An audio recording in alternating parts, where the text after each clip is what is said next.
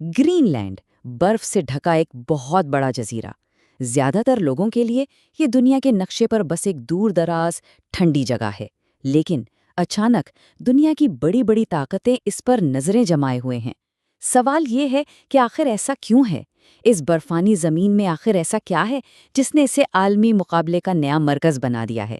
آئیے اس کی تہہ تک پہنچتے ہیں۔ تو یہی وہ سوال ہے جو آج کل واشنگٹن سے لے کر بیجنگ تک ہر بڑے دارالحکومت میں گونج رہا ہے۔ آخر اس برفانی خطے میں ایسا کیا راز چھپا ہے کہ پوری دنیا کی نظریں اس پر آ کر ٹک گئی ہیں؟ اس سوال کا جواب ویسے کئی تہوں میں چھپا ہوا ہے۔ اچھا، تو اس پوری پہیلی کو سلجھانے کے لیے ہمیں سب سے پہلے سب سے بڑے کھلاڑی یعنی امریکہ کی طرف دیکھنا ہوگا۔ گرین لینڈ امریکہ کے لیے کوئی نئی دلچسپی نہیں ہے، یہ ہمیشہ سے اہم رہا ہے اور اس کی وجوہات بہت گہری ہیں۔ امریکی فوجی حکمت عملی میں گرین لینڈ کو کچھ اس طرح سے دیکھا جاتا ہے کہ یہ ایک ایسا جغرافیائی طیارہ بردار بحری جہاز ہے جو کبھی ڈوب نہیں سکتا۔ یہ صرف ایک کہاوت نہیں بلکہ یہ آرکٹک میں امریکی طاقت کی اصل حقیقت ہے۔ یہ ایک ایسا مستقل اور ناقابل تسخیر پلیٹ فارم ہے جو امریکہ کو اس پورے خطے پر زبردست کنٹرول دیتا ہے۔ اور اس کی ساری فوجی اہمیت کی جڑ ہے پیٹوفک اسپیس بیس۔ یہ کوئی عام اڈا نہیں بلکہ شمالی امریکہ کا ایک طرح سے حفاظتی قلعہ ہے۔ ذرا سوچیں، اگر کوئی میزائل قطب شمالی کے اوپر سے داغا جائے تو یہ بیس اسے سب سے پہلے ٹریک کرے گا۔ اس کے بغیر امریکہ اور کینیڈا کے دفاع میں ایک بہت بڑا خلا، ایک بلائنڈ اسپاٹ پیدا ہو جائے گا۔ لیکن بات صرف فوجی دفاع تک ہی نہیں ہے۔ دیکھیں، موسمیاتی تبدیلی کی وجہ سے آرکٹک کی برف تیزی سے پگھل رہی ہے، جس سے یورپ، ایشیا اور شمالی امریکہ کے درمیان نئے اور بہت چھوٹے بحری راستے کھل رہے ہیں۔ اور گرین لینڈ کہاں ہے؟ بالکل اس نئے آرکٹک گیٹ وے کے بیچ میں۔ تو جو بھی اس گیٹ وے کو کنٹرول کرے گا وہ سمجھیں کہ مستقبل کی عالمی تجارت کی شاہراہ پر اپنا ہاتھ رکھے گا۔ تو یہ تو ہوئی امریکہ کی پرانی دلچسپی کی کہانی، لیکن حال ہی میں واشنگٹن میں جو اتنی ہلچل مچی ہے اس کی وجہ کچھ اور ہے۔ اصل کہانی اس سے کہیں زیادہ گہری ہے اور اس میں اب دو نئے اور بڑے کھلاڑی شامل ہو چکے ہیں۔ جی ہاں، وہ دو کھلاڑی ہیں، چین اور روس۔ واشنگٹن کی حالیہ پریشانی کی اصل وجہ آرکٹک میں ان دونوں کی بڑھتی ہوئی سرگرمیاں ہیں۔ یہی وہ دو طاقتیں ہیں جو اس خطے کے پرسکون ماحول میں ایک طوفان برپا کر رہی ہیں۔ اب دیکھیں، دونوں کے مقاصد الگ الگ ہیں لیکن نتیجہ ایک ہی نکلتا ہے: امریکی اثر و رسوخ کو چیلنج کرنا۔ چین کی نظریں گرین لینڈ کی زمین کے نیچے چھپے خزانوں پر ہیں، یعنی نایاب معدنیات اور اسٹریٹجک بندرگاہیں۔ دوسری طرف روس کی نگاہیں فوجی غلبے پر ہیں، وہ ان نئے کھلنے والے بحری راستوں پر اپنا کنٹرول چاہتا ہے۔ اور یہ ہے وہ خزانہ جس پر سب کی نظریں ہیں۔ گرین لینڈ کی برف کے نیچے نایاب زمینی معدنیات، یورینیم اور تیل و گیس کے اربوں خربوں ڈالر کے ذخائر چھپے ہوئے ہیں۔ یہ وہ معدنیات ہیں جو ہمارے اسمارٹ فون سے لے کر جدید ترین ہتھیاروں تک ہر چیز میں استعمال ہوتی ہیں، اور چین ان تک پہنچنے کے لیے بے تاب ہے۔ تو یہاں ایک بہت اہم بات سمجھنے کی ہے۔ امریکہ کا مقصد گرین لینڈ پر قبضہ کرنا بالکل نہیں، بلکہ اسے اپنے حریفوں کے ہاتھ لگنے سے بچانا ہے۔ وہ اسے چینی کانکنی کا مرکز یا روسی فوجی راہداری بننے سے روکنا چاہتا ہے۔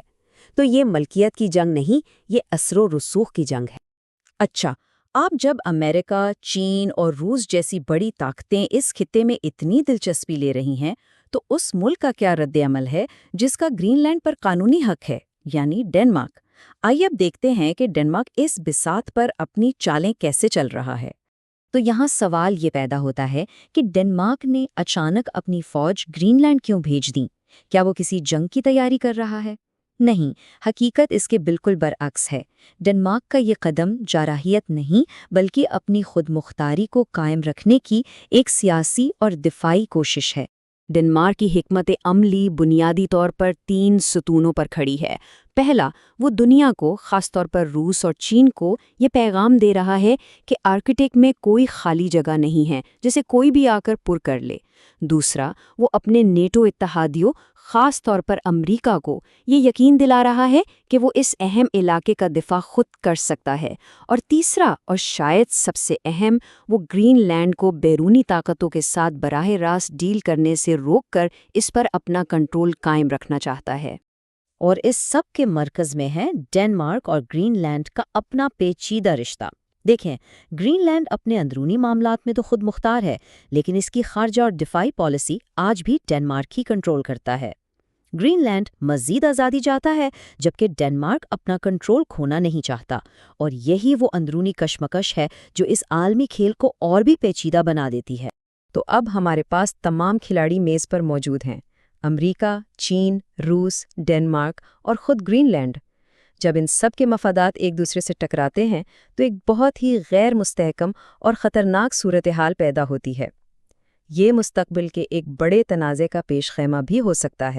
یہاں اس پوری کشمکش کا خلاصہ دیکھا جا سکتا ہے۔ ہر کھلاڑی کا مقصد دوسرے کے راستے میں رکاوٹ ہے۔ امریکہ کا دفاعی مفاد چین کے معاشی عزائم سے ٹکرا رہا ہے۔ روس کا فوجی غلبہ ڈنمارک کی خود مختاری کے لیے خطرہ ہے، اور ان سب کے بیچ میں ہے گرین لینڈ جو صرف اپنی آزادی چاہتا ہے۔ یہ ایک ایسا جال ہے جس میں ہر دھاگا دوسرے کو کھینچ رہا ہے۔ شاید اس ساری صورتحال کو سمجھنے کا بہترین طریقہ اس قول میں ہے، گرین لینڈ وہ بن رہا ہے جو 20ویں صدی میں مشرق وسطیٰ تھا، ایک ایسی جگہ جہاں جغرافیہ اور وسائل مل کر عالمی مسابقت کو جنم دیتے ہیں۔ ذرا سوچیں، وسائل کی جنگ، اسٹریٹجک راستوں پر کنٹرول اور عالمی طاقتوں کی پراکسی لڑائیاں، یہ سب کچھ اب آرکٹک میں دہرایا جا سکتا ہے۔ تو آخر میں سب سے اہم بات یہ ہے کہ گرین لینڈ کا معاملہ صرف آج کی سرخیوں تک محدود نہیں ہے۔ یہ ایک بہت بڑی تبدیلی کا اشارہ ہے۔ یہ آرکٹک کے مستقبل کی جنگ کا آغاز ہے، اور اس کے فیصلے آنے والی کئی دہائیوں تک عالمی سیاست پر اثر انداز ہوتے رہیں گے۔ تو یہ سب ہمیں ایک بڑے اور اہم سوال پر لا کر چھوڑ دیتا ہے، ایک ایسا سوال جس کا جواب شاید آنے والی دہائیاں ہی دیں گی۔ کیا آرکٹک واقعی نیا مشرق وسطیٰ بننے جا رہا ہے؟ اس کا جواب جو بھی ہو، ایک بات تو طے ہے، دنیا کی نظریں اب شمال کی طرف ہیں۔